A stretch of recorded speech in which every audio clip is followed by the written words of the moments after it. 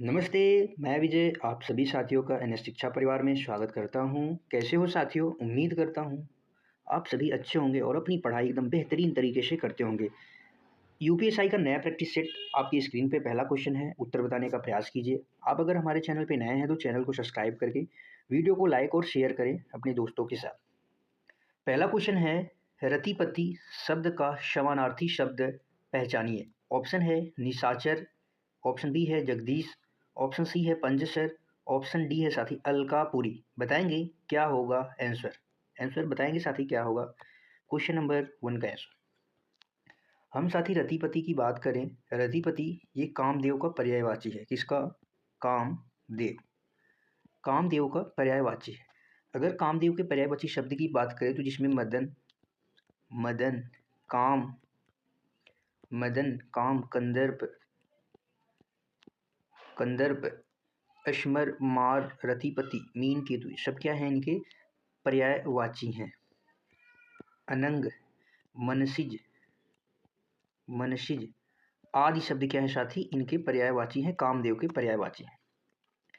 तो इसका क्या आंसर हो जाएगा? ऑप्शन सी, पंचसर भी रतिपति यानी कामदेव का पर्यायवाची शब्द है।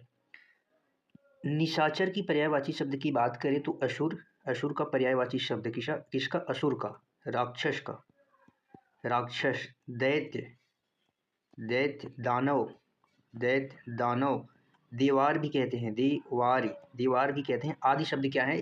यातुधान, रजनीचर, ये सब क्या है? राक्षस के पर्यायवाची शब्द हैं, याद रखेंगे। अगला क्वेश्चन बताएंगे, क्वेश्चन नंबर 2 है आपकी स्क्रीन पर।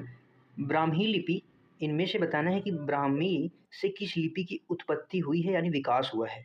देवनागरी का, गुरुमुखी लिपि, गुरुमुखी लिपि, कैथी, खगोष्ठी। बताएंगे साथी। अगर ब्राह्मी लिपि की हम बात करें साथियों तो इसकी दो शैलियाँ हैं। ब्राह्मी लिपि की दो शैलियाँ हैं। कौन कौन सी है? एक है उत्तरी शैली और एक है दक्षिणी शैली। एक है दक्षिणी शैली, एक है दक्षिणी शैली और एक है साथी मेरे उत्तरी शैली। दक्षिणी शैली से तेलुगु, कन्नड़, दक्षिणी शैली से तेलुगु, तेलुगु, कन्नड़, तेलुगु, कन्नड़, तमिल, तमिल लिपि का विकास हुआ है। तमिल आदि लिपि का क्या हुआ है? विकास हुआ है। आदि लिपि का विकास हुआ है। और उत्तरी शैली की बात करें तो उत्तरी शैली में साथी आती है गुप्त लिपि। उत्तरी शैली का विकास होता है, इसमें आता है गुप्त लिपि, गुप्त लिपि। गुप्त लिपि के बाद साथी आता है कुटिल लिपि। क्या आता है? कुटिल, कुटिल लिपि। कुटिल लिपि को सिद्ध मातृका लिपि भी कहते हैं। और जो ये कुटिल लिपि होती है इसका दो भाग है। क्या है? इसका दो भाग है। कुटिल लिपि दो, कुटिल लिपि देवनागरी लिपि और शारदा लिपि में कुटिल लिपि का कुटिल लिपि से दो लिपि का विकास हुआ है। नंबर 1 देवनागरी लिपि हो जाएगा। इसका क्या आंसर हो जाएगा? देवनागरी। कुटिल लिपि से देवनागरी लिपि का विकास हुआ है और कुटिल लिपि से शारदा लिपि का भी विकास हुआ है। ब्राह्मी लिपि की दो शैली, दक्षिणी शैली, उत्तरी शैली। दक्षिणी शैली, उत्तरी शैली। दक्षिणी शैली से तेलुगु, कन्नड़, तमिल लिपि का विकास हुआ है। उत्तरी शैली से गुप्त लिपि, गुप्त लिपि के बाद कुटिल लिपि। कुटिल लिपि से दो लिपि आई हैं, देवनागरी और शारदा लिपि। देवनागरी और शारदा लिपि याद रखेंगे। अगला क्वेश्चन बताएंगे, क्वेश्चन नंबर 3 है आपकी स्क्रीन पे। क्या होगा क्वेश्चन नंबर 3 का आंसर? रघुपति, राघव, राजा, राम में कौन सा अलंकार है आपको बताना है। श्लेष अलंकार है, अनुप्रास अलंकार, रूपक अलंकार, उपमा अलंकार। बताएंगे साथी।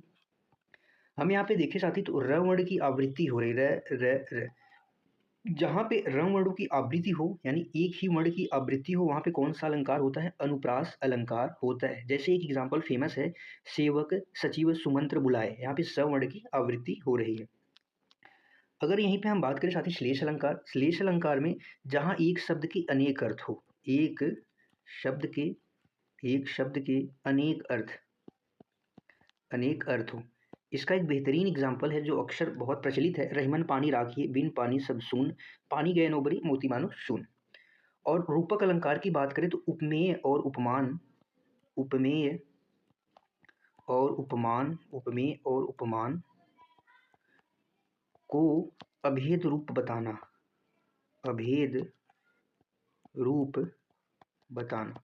अभेद रूप बताना का मतलब साथी यहाँ पे है कि जैसे अंबर को पनघट कह देना, रात को दिन कह देना, चंद्र खिलौना, चंद्र को क्या? खिलौना, चंद्र खिलौना को चंद्र को खिलौना बता देना, यही उपमेय को उपमान में बता देना। और उपमा अलंकार जो होता है साथी मेरे, उपमा अलंकार किसी का किसी से तुलना होता है, किसी का किसी से तुलना, किसी से तुलना। यहाँ पे उपमा अलंकार के 4 अंग होते हैं, अभी आगे हम क्वेश्चन में पढ़ेंगे, याद रखेंगे। इसका आंसर हो जाएगा अनुप्रास अलंकार। अगला क्वेश्चन है, क्वेश्चन नंबर 4 है, उपमेय, उपमान, साधारण धर्म और वाचक शब्द, वाचक शब्द किस अलंकार के भेद हैं, किस अलंकार के भेद हैं? अभी हम तीसरे क्वेश्चन में बात की ना, ये इसका हो जाएगा answer option D, option D उपमा अलंकार। उपमा अलंकार में साथी मेरे ये उपमा अलंकार के 4 अंग हैं, उपमेय, उपमान, साधारण धर्म और वाचक शब्द। ये क्या है, इसके 4 अंग हैं। उपमेय अलंकार किसी का किसी से तुलना की जाती है, किसी का किसी से तुलना, किसी से तुलना, तो वहाँ पे क्या होता है, उपमा अलंकार होता है।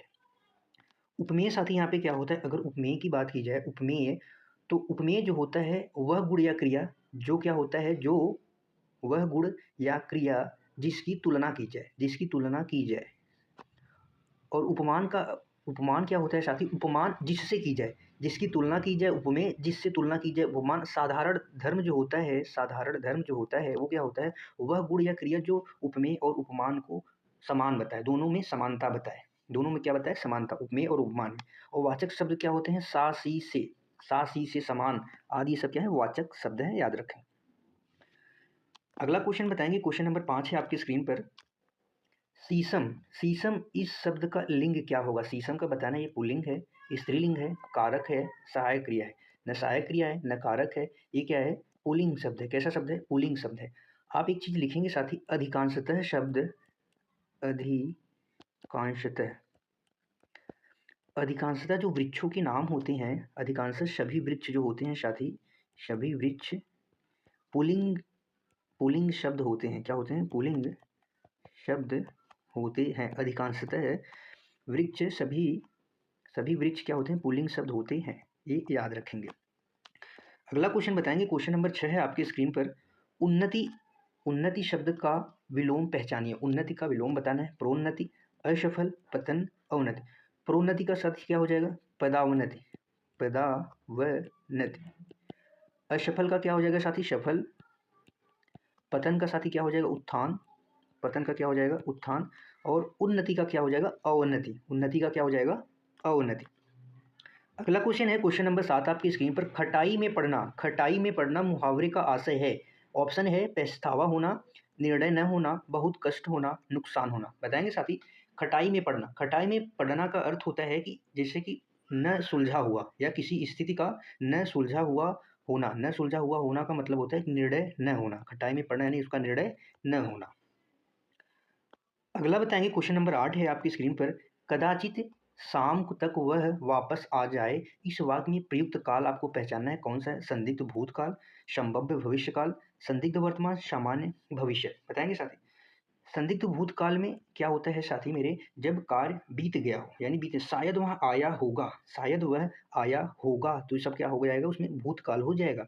संभाव्य भविष्यकाल का मतलब कार्य आने वाले समय में हो और संभावना हो, कार्य आने वाले समय में हो और संभावना हो, वहाँ पे संभव्य भविष्यकाल होता है। कदाचित यानी शायद, संभावना है, शाम तक वह आ जाए यानी आगे शाम तक आने वाले समय में वह आ जाए, तो यहाँ पे संभव्य भविष्यकाल हो जाएगा। संदिग्ध का मतलब संदेह होगा, वर्तमान काल में चल रहे समय में संदेह होगा। सामान्य भविष्य में जैसे वह जाएगा, सामान्य भविष्य है। ठीक है साथी। अगला क्वेश्चन है, क्वेश्चन नंबर 9 आपकी स्क्रीन पे, आटे दाल का भाव मालूम होना, मुहावरे का उचित अर्थ पहचानना है, मुसीबत में पड़ना, कंगाल होना, घर में राशन लाना, कष्ट का अनुभव करना। आटे दाल का भाव पता होना का मतलब है कि आपको क्या होना, कष्ट का अनुभव, आपने सब कुछ एक्सपीरियंस किया हुआ है, कष्ट का अनुभव होना, तो आपको आटे का दाल का भाव मालूम होगा, इस मुहावरे का उचित अर्थ है।